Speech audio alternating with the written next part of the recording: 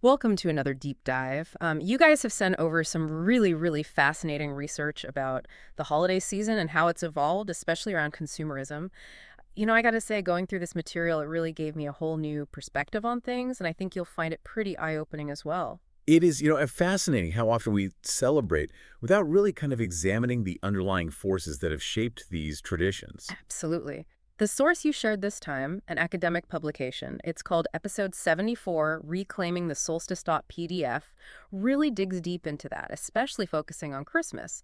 And it really digs deep into how things like colonialism and capitalism have really influenced it over the centuries. Yeah, and what's particularly interesting is how this evolution really reflects like broader societal shifts. For example, the research draws a connection between the decline of these communal redistributionist holidays, like Saturnalia, for example, in ancient Rome, and the rise of Christianity. Okay, so let's unpack that a bit. I mean, you've probably noticed how much emphasis there is these days on buying things during the holidays. But it wasn't always like that, right? No, not at all. Think about Saturnalia, right? It was all about revelry, communal sharing, abundance. And then with the rise of Christianity, this transitioned into Christmas, increasingly tied to religious ideology. And of course, later consumerism. The research argues that Christianity often appropriated and reshaped existing traditions to fit its own ideology.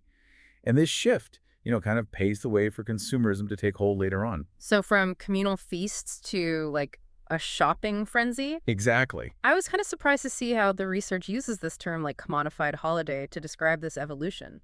It's a really powerful way to encapsulate how that focus has really shifted from, genuine connections, celebration to like material possessions and economic activity. And speaking of material possessions, there's no better symbol of the commodified holiday than Santa Claus, right? Yeah, precisely. The source points to Coca-Cola's reinvention of Santa Claus as as a prime example of how corporate branding can really shape cultural icons. I mean, that jolly red-suited figure, as much a commercial mascot as he is a symbol of holiday cheer. Wow. I Yeah. never really thought about it that way. It's almost like Santa is this friendly face of a system that encourages us to just buy, buy, buy. Exactly. And the rise of industrial capitalism, mass production, played a huge role in this. Suddenly there's this abundance of cheaply made goods, and the focus shifts from creating or sharing to just buying. Yeah. And then, of course, this has, huge environmental implications, especially with all the plastic waste that gets generated every holiday season. It's kind of jarring when you think about it, We're celebrating like goodwill, generosity, but it's all entangled with this cycle of production and waste. Yeah, yeah. The research also dives into how the media plays a big role in kind of perpetuating this cycle. The source points out how the media uses tactics like aspirational marketing, showing us these like impossibly perfect holiday scenes that really tap into our desire for, a quote, better life. It's true. It's like we're constantly being bombarded with all these images of perfect homes, lavish gifts, these joyful families. No wonder so many people feel stressed trying to live up to that.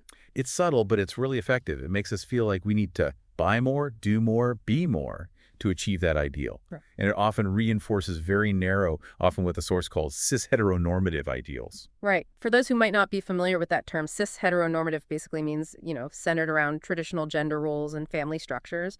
And this can make the holidays feel, kind of excluding for people who don't fit those norms. Exactly. And this media-driven pressure can be particularly intense for women, who are often expected to orchestrate that, that perfect holiday experience.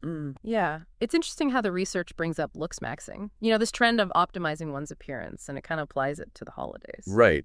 Just as looks maxing encourages individuals to maximize their physical appearance, media narratives push families to maximize their holidays, to create these like picture-perfect moments for social media. It's like there's this pressure to create this like perfect holiday image, just like people try to present this perfect online persona. I get the point about consumerism and all that, but isn't there something nice about wanting to give gifts and make people happy? I mean, where's the line between generosity and falling prey to the holiday machine, as they call it? That's a great question. The source seems to suggest that it's not about like eliminating gift giving altogether, but rather about shifting our mindset and being mindful of the intentions behind our actions. Like, are we giving gifts out of genuine care and connection, or is it because of, societal pressure and this need to conform? So it's about being more conscious of our choices and motivations. Precisely. And that brings us to another key point in the research, which is the emotional toll of all this pressure to perform. The holidays can be particularly stressful for a lot of folks, and it seems like this pressure to live up to these like media-driven ideals, it Mhm. only adds to that stress. I can definitely relate to that. I remember one Christmas when I was in college, I was feeling so homesick. And seeing all those, happy family photos and posts online, it just amplified that feeling of loneliness. And it just Yeah. made me realize how different the holidays can be for people depending on, their individual circumstances and emotional state. Yeah. That's a really important point. The holidays are not this like monolithic experience, right? They can evoke a wide range of emotions, both positive and negative. The research also highlights how this pressure to perform can be particularly challenging for those already facing like societal marginalization. Absolutely. For marginalized communities, the holidays can be a time of navigating microaggressions, exclusion, the pressure to conform to norms that, don't reflect their identities. And, this can be incredibly emotionally taxing, adding another layer of complexity to an already emotionally charged time of year. And it seems like the research specifically highlights the unique challenges faced by transgender individuals, especially those with unaccepting families. Yes. The holidays are often centered around those traditional gender roles and family structures we were talking about earlier, which can be incredibly alienating for trans individuals. It's heartbreaking to think about trans people, having to brace themselves for misgendering, dead naming, or even like outright hostility from their own families during a time that's supposed to be about, love and togetherness. The research discusses how the holidays can sometimes feel like a minefield for trans people, where they're constantly having to be on guard and advocate for themselves in spaces that should feel safe and welcoming. I mean, the emotional labor involved in navigating those situations is often, invisible but incredibly real. But in the face of these challenges, the research also highlights the resilience of the trans community. There's this great anecdote about a sibling using an air horn to correct their parents every time they misgendered their trans brother at Thanksgiving. It's a humorous example, but it speaks to the lengths that some trans people and their allies have to go to in order to assert their identities, demand respect, even in spaces where it's often denied. It takes a lot of courage to do that, especially within your own family. Speaking of courage, the research also explores ways that individuals and communities are starting to like push back against this holiday machine and reclaim, more authentic traditions. Yes, and this is where things start to get really interesting. It's not just about, like, criticizing the problems, but about exploring solutions, about actively creating a more meaningful and fulfilling holiday experience for ourselves and our communities. And this source has a lot to say about that. I was really fascinated by the examples it gives, like the Buy Nothing Christmas movement. Absolutely. I mean, it's a prime example of how people are choosing to, like, step off that consumerist treadmill, and find alternative ways to celebrate that, prioritize, connection, creativity, sustainability over material possessions. It's like hitting the reset button on the whole holiday season and asking ourselves what truly matters. Exactly. And it's not just about rejecting consumerism, it's about actively creating new traditions that are like more aligned with our values. So instead of purchasing new gifts, people are encouraged to give their time, skills, or even secondhand items. It's about thoughtfulness, creativity, and breaking free from that cycle of consumption. I love that. It's like shifting the focus from stuff to substance. And recognizing that substance can take many forms. The research also talks about reimagining the holidays to be more inclusive and welcoming, for those who've traditionally been marginalized. That's so important. It's about creating space for like diverse traditions, family structures, and ways of being. Precisely.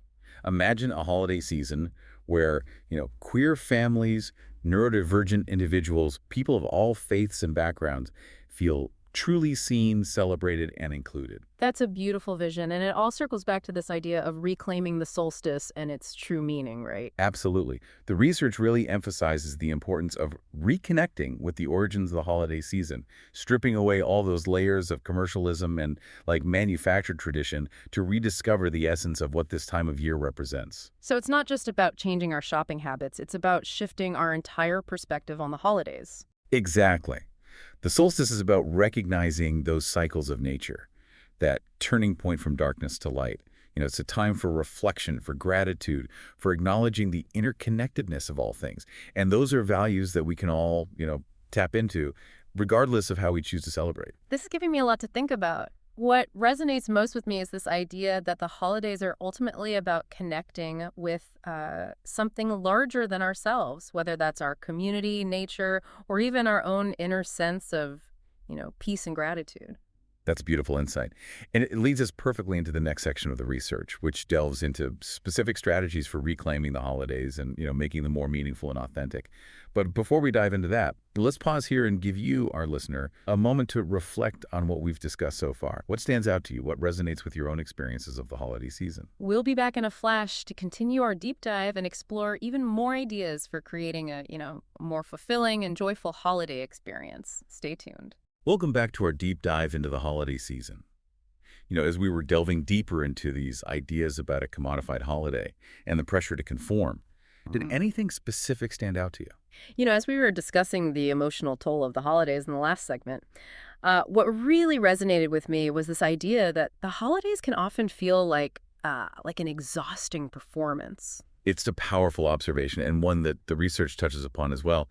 It's almost as if we've internalized this societal expectation that we need to present this perfect curated version of ourselves in our celebrations, even if it means sacrificing our own well-being in the process. Yeah, it's like we're all actors in this, grand holiday production trying to hit our marks and deliver our lines flawlessly. And if we falter, there's this sense of guilt or inadequacy, like we're letting everyone down. And the source explicitly calls out the disproportionate burden that's placed on women, particularly cisgender women, to orchestrate this, this perfect holiday experience. It's true. It's often women who are expected to manage the bulk of the holiday preparations.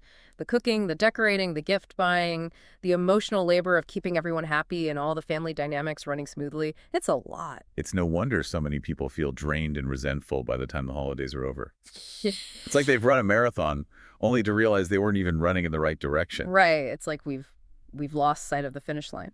Speaking of feeling lost, the research also highlights how the holidays can be particularly challenging for those already facing societal marginalization, adding another layer of complexity to an already emotionally charged time. Yes, for marginalized communities, that pressure to conform to dominant holiday norms can feel even more intense. They're often, navigating these celebrations while also dealing with microaggressions, exclusion, or the pressure to downplay aspects of their identity to fit in. And as we discussed in the last segment, the research specifically points to the difficulties faced by transgender individuals, especially those with families who may not be fully accepting or understanding. The holidays are often centered around, those traditional family structures and gender roles, which can be incredibly isolating and emotionally taxing for transgender people. It can feel like a constant battle to have their identities recognized and respected. The source highlights the immense emotional labor involved in navigating those situations, whether it's dealing with misgendering, invasive questions, or the pressure to, keep the peace and pretend everything is fine, even when it's not. Right. It's a reminder that for many transgender people, the holidays aren't necessarily a time of, unconditional love and acceptance, but rather a time of navigating potentially hostile or invalidating environments, even within their own families. It's heartbreaking to think about that. But in the face of these challenges, the research also points to the resilience of transgender people and their allies who are finding ways to reclaim the holidays and create spaces of genuine belonging. Resilience can take many forms, and it looks different for everyone. For some transgender individuals, it might mean setting, firm boundaries with family members, opting out of certain gatherings altogether, or choosing to celebrate with, chosen family who affirm and support their identities. That makes a lot of sense. Creating those spaces of support and affirmation seems crucial. But shifting gears a bit, I'm really interested in exploring those solutions the research offers for reclaiming the holidays and making them more authentic. That Buy Nothing Christmas movement, it really caught my attention. It seems like such a refreshing alternative to the consumerist frenzy. It is. And what's exciting about movements like this is that they're not simply about rejecting consumerism. They're about actively creating new traditions that are more sustainable, meaningful, and aligned with our values. It's about flipping the script on the whole holiday narrative. Exactly. It's about shifting the focus from material possessions to experiences, connection, creativity, and generosity of spirit. Instead of, defaulting to buying new gifts, people are encouraged to give their time, their skills, homemade gifts, experiences, or even, secondhand items. It's about putting thought and intention into our actions rather than just going through the motions. I love the idea of giving gifts that are, personalized, meaningful, and come from the heart. It seems like a much more authentic way to show someone you care. And it doesn't have to be about spending a lot of money or creating something elaborate. Sometimes the simplest gestures are the most powerful. It's about being present, being thoughtful, and being genuine in our interactions. The research also talks about the importance of reimagining the holidays to be more inclusive and welcoming for those who have traditionally been marginalized. What are some concrete ways that people can do that? Well, it starts with recognizing that there's no one right way to celebrate the holidays. It's about creating space for a diversity of traditions, family structures, and ways of being. It's about being mindful of accessibility needs, both physical and emotional, and creating an environment where everyone feels welcome, respected, and, comfortable being themselves. So, for example, if you're hosting a gathering, you might consider having a quiet space for people who need a break from, the sensory overload, or offering a variety of food options to accommodate different dietary needs and preferences. Exactly. It's about being thoughtful and considerate, anticipating the needs of your guests, and creating an atmosphere of inclusivity.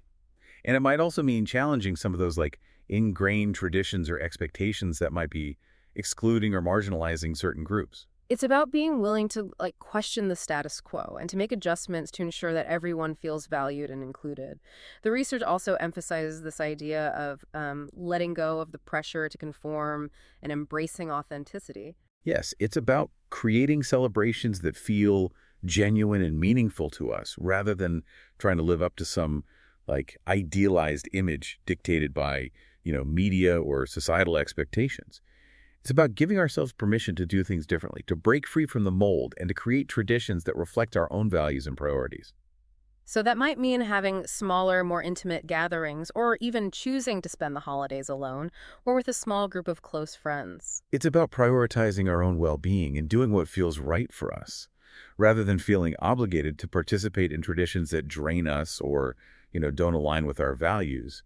It's about giving ourselves the gift of self-care and authenticity during a season that can often feel overwhelming and pressure-filled. I think what resonates most with me from all of this is this idea of rediscovering the solstice. It's like we need to strip away all those layers of commercialism and manufactured traditions and reconnect with the essence of what this time of year represents. It's about, returning to the roots, so to speak. You've hit the nail on the head. The solstice is about recognizing those cycles of nature, that turning point from darkness to light. It's a time for reflection, for gratitude, for connecting with our inner selves and with our communities. It's about finding those moments of stillness amidst the chaos and remembering what truly matters. And in a way, that's a metaphor for the entire holiday season, isn't it? It's about finding those moments of light and connection amidst the darkness, whether that darkness is, literal or metaphorical. It's about choosing to focus on the things that truly matter. Love, kindness, community, and the simple joys of being present with the people we care about. It's about celebrating the resilience of the human spirit and the enduring power of hope, even in the face of challenges. And it's about acknowledging that the holiday season is not a one-size-fits-all experience. It can be a time of joy and celebration for some, while for others it might be a time of grief, loneliness, or struggle. And it's okay to acknowledge and honor the full spectrum of emotions that this season can evoke. Absolutely. It's about approaching the holidays with compassion, empathy, and understanding, both for ourselves and for others. It's about recognizing that we're all navigating this season in our own way. And there's no, right or wrong way to feel. As we move toward the final part of our deep dive, let's take a moment to reflect on what we've learned so far.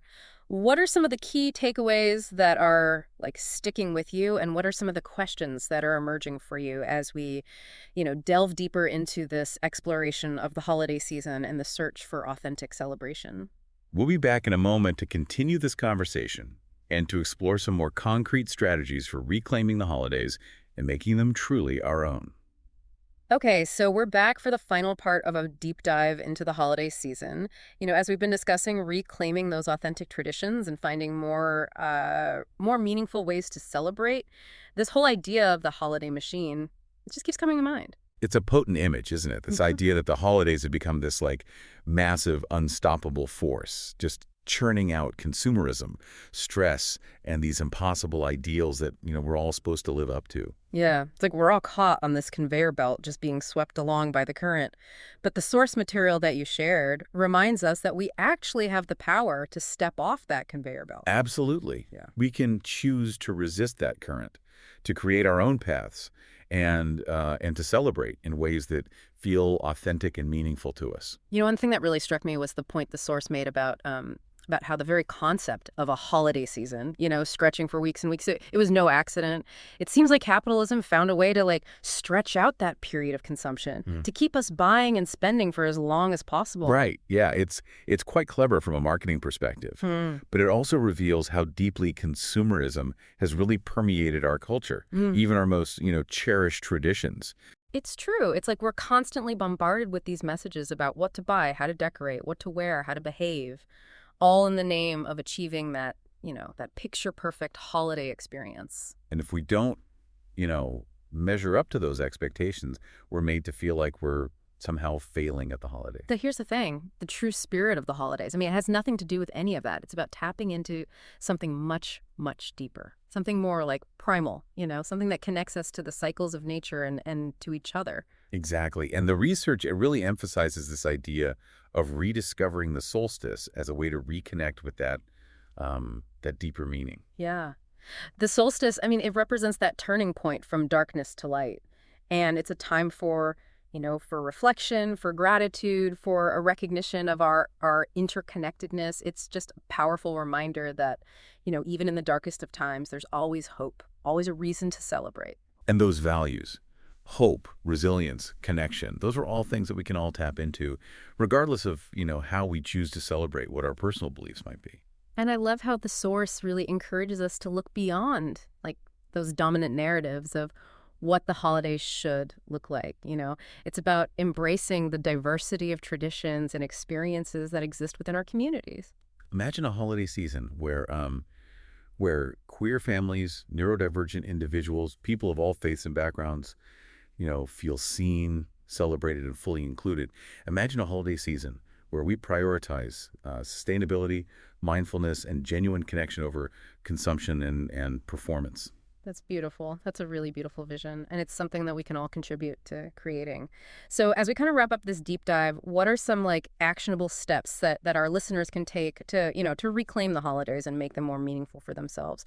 What are some of those key takeaways? Well, first and foremost, I think it's about becoming aware of that holiday machine we were talking about and the ways in which it can subtly influence our thoughts, feelings, and behaviors. Once we're aware of those influences, then we can start to make more conscious choices. So that might mean setting boundaries around spending, being mindful of the messages that we're consuming, and questioning those expectations that just don't align with our values. It's also about prioritizing self-care during the holidays. Yeah. It's okay to say no to obligations that feel overwhelming or to create space for, solitude and reflection when you need it. And it's about remembering that, that the true spirit of the holidays lies in those moments of genuine connection, kindness, and gratitude. It's about cherishing the people in our lives, appreciating those simple things, and just, finding ways to spread joy and light into the world. Beautifully said. So as we head into this holiday season, let's all make a conscious effort to reclaim those values, to resist the pressure to conform, and to create celebrations that are, truly meaningful and authentic to us. However you choose to celebrate, we wish you a season filled with warmth, connection, and joy. Thanks for joining us on this deep dive. Until next time.